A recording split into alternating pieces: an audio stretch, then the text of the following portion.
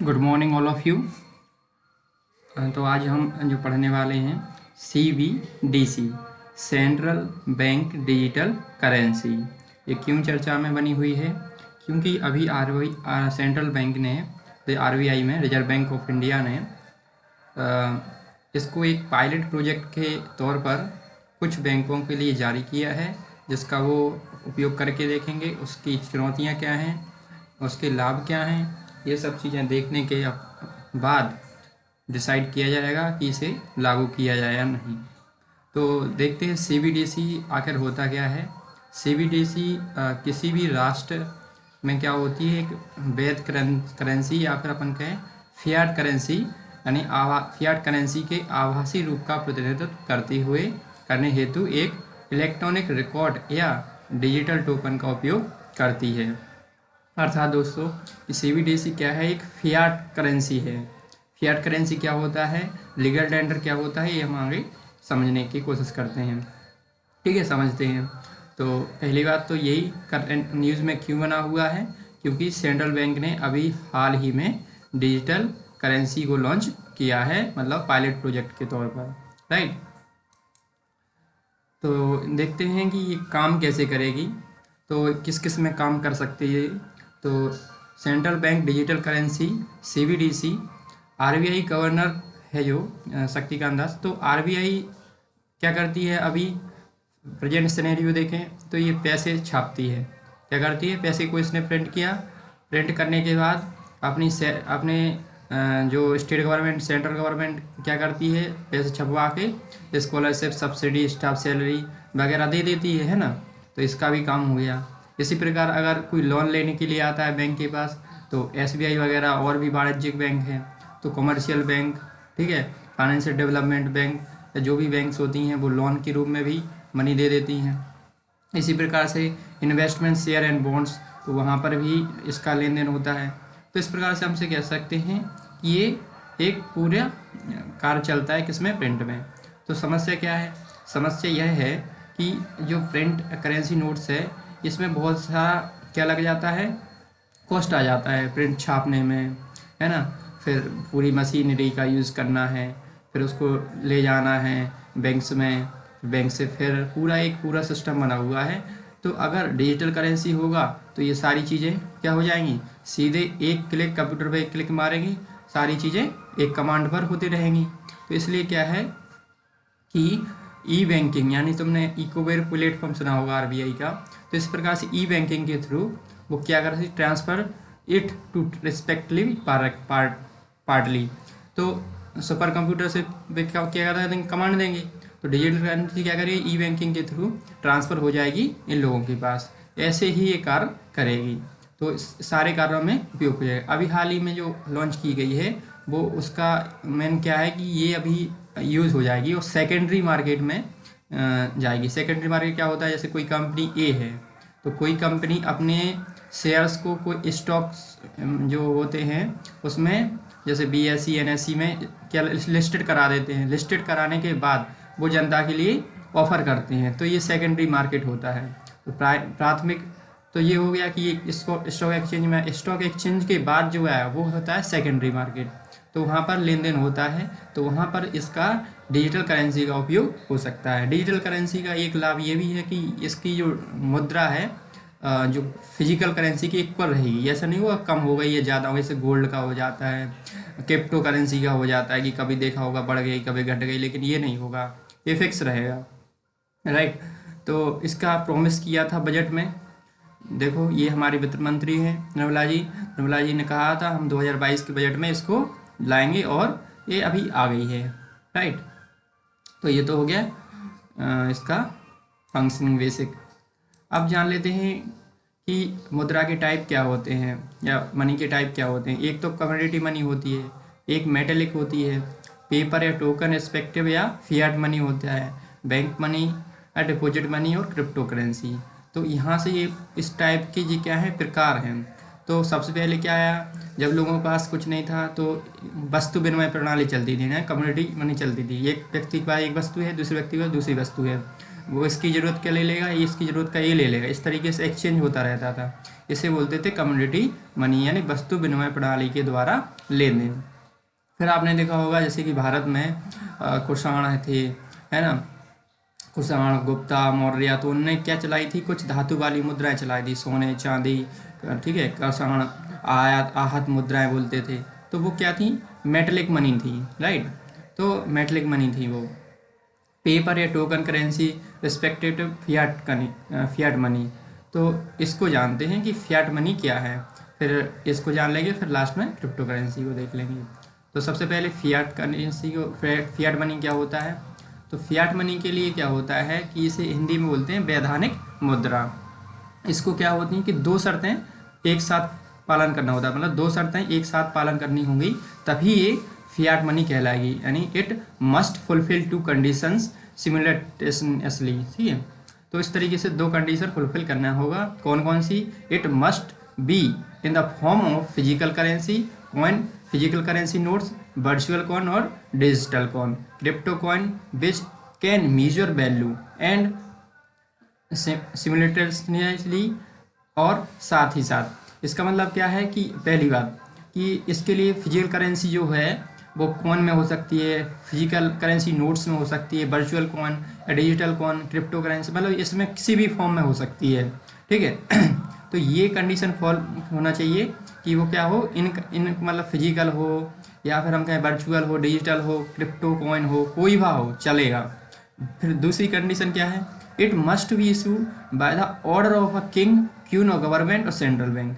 तो दूसरी कंडीशन क्या है कि इस करेंसी ये हैं, इन करेंसी को कौन जारी करे, या तो कोई राजा या रानी या गवर्नमेंट या सेंट्रल बैंक, तो ही हम कहेंगे वो कैसी मनी है, फियाट मनी है।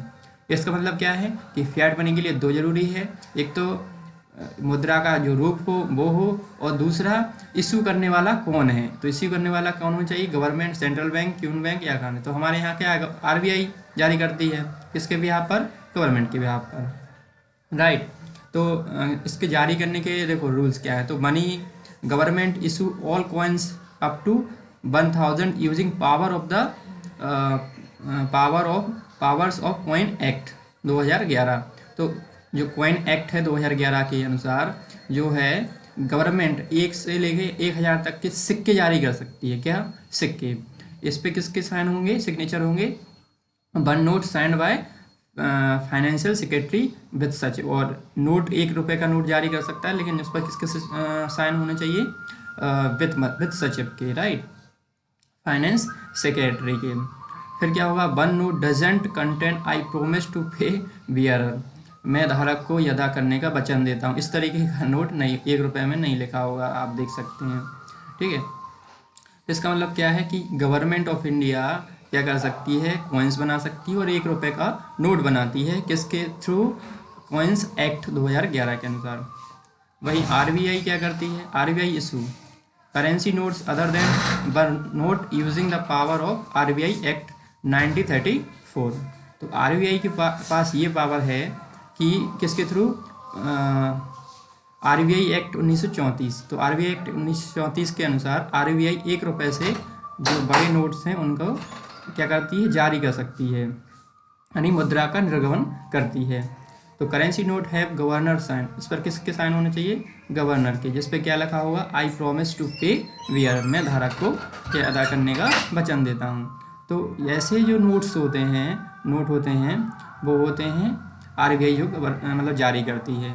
इसका मतलब क्या है कि आरबीआई के पास आरबीआई एक्ट 1934 है। इसका मतलब ये है कि अगर जो अभी जो मनी लाया गई है डिजिटल करेंसी, तो इसके लिए आरबीआई ने संशोधन किया होगा, तो आरबीआई एक्ट में, हाँ, तो बिल्कुल सही बात है कि आरबीआई एक्ट 1934 में संशोधन किया था मार्च में 2022, और तभी वह लेके आ पाई है।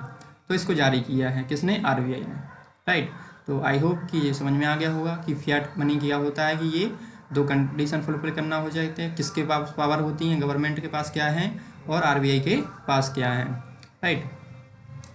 अब हम देख लेते हैं कि लिमिटेड लीगल टेंडर और अनलिमिटेड लीगल टेंडर।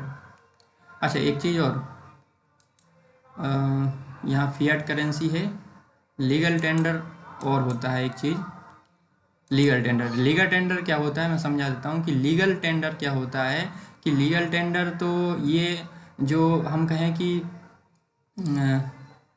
जैसे कि लीगल टेंडर क्या होगा, यहाँ पर ही समझा देता हूँ मैं। तो लीगल टेंडर क्या होता है कि फियाट मनी होना चाहिए और लोगों के द्वारा स्वीकार होना चाहिए। देश में किसी भी लोगों संस्था द्वारा स्वीकार हो तो वही फियाट मनी क्या बन जाती है, लीगल टेंडर बन जाती है। क्या फियाट लीगल टेंडर के कितने फुलफिल, मतलब उसकी भी दो कंडीशन होती है। एक तो फियाट मनी होना चाहिए और फियाट मनी की दो कंडीशन फुलफिल कर रहा होगा, साथ ही साथ उसे जनता द्वारा स्वीकार करना होना चाहिए, ठीक है, कहीं पर देश में, तो वो लीगल टेंडर बन जाता है। इसीलिए अभी जो डिजिटल करेंसी है इसको अभी सभी जगह स्वीकार नहीं है, इसीलिए फियाट मनी है, राइट। बैंक मनी या डिपॉजिट मनी आप जानते हुए एफडी कर देते हैं, ठीक है, तो वो हो जाता है। क्रिप्टो करेंसी क्या होती है? क्रिप्टो करेंसी एक ऐसी मुद्रा है जो ब्लॉकचेन टेक्नोलॉजी पर आधारित इनक्रिप्टेड फॉर्म में होती है, तो वो क्रिप्टो करेंसी कहलाती है, राइट।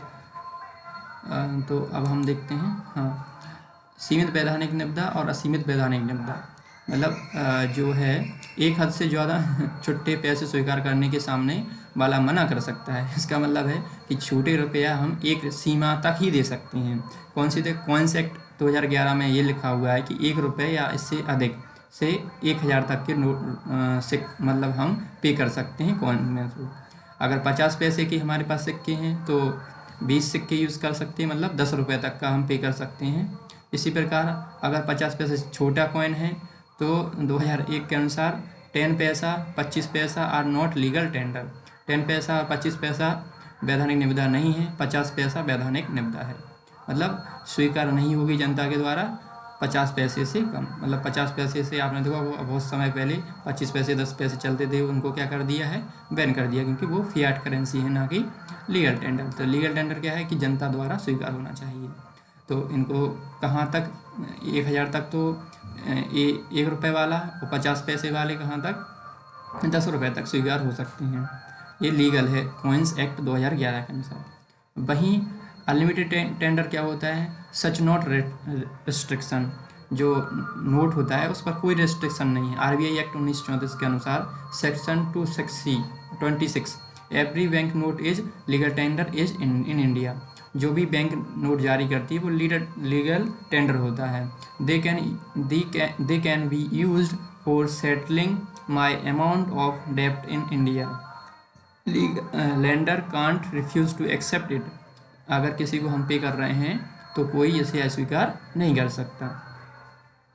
तो इस प्रकार से हमने देखा कि ये असीमित होती है, कितनी भी ले लो, हो सकता है, दे सकते हैं, लेकिन एक लिमिट होती है, ठीक है। उसका जो होता है प्रोसेस वो एक लंबी प्रोसेस होती है।